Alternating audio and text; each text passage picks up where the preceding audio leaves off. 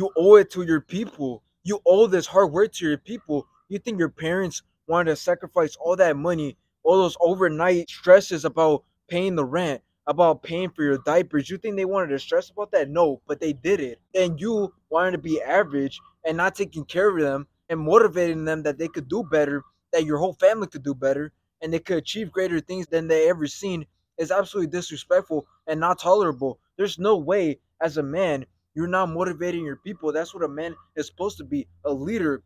You look up to leaders. Okay, you owe it to them. You owe it to them.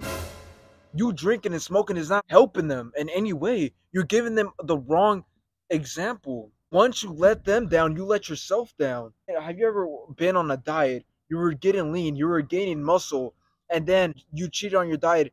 Not only did you let yourself down, you let your people down. Okay, you were going to be the first guy with six packs in your family to motivate them, and you didn't do it.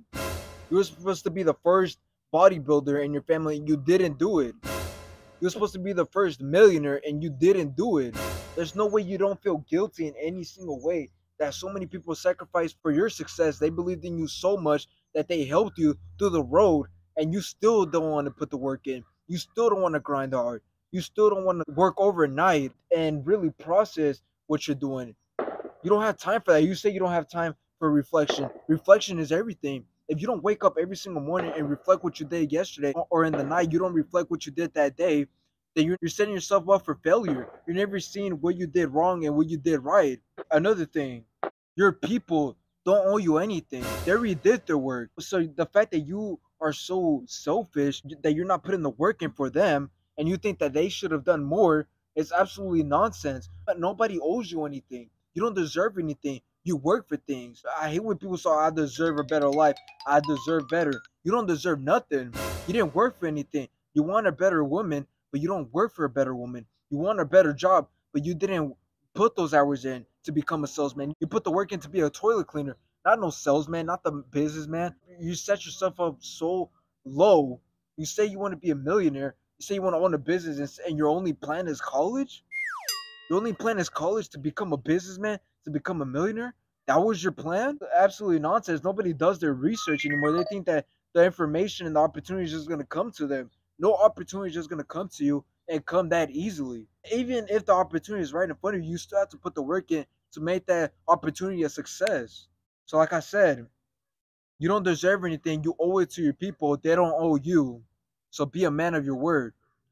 Like my brother said, you owe it to your family. So when you sit there and try to argue with your family, you try to argue with your parents and tell them that it's not your fault that you don't have money, it's not your fault that you're not rich, that you can't support them with the money, with the rent and the food, that is such an embarrassment. That is such a disgrace for you to even sit there and try to argue with them, try to fight with them on your financial circumstances when you're young. You have all the energy in the world and you still can't bother to even give him $500 maybe just for the food, just so they can help with something. Maybe not pay in full, just to help with it.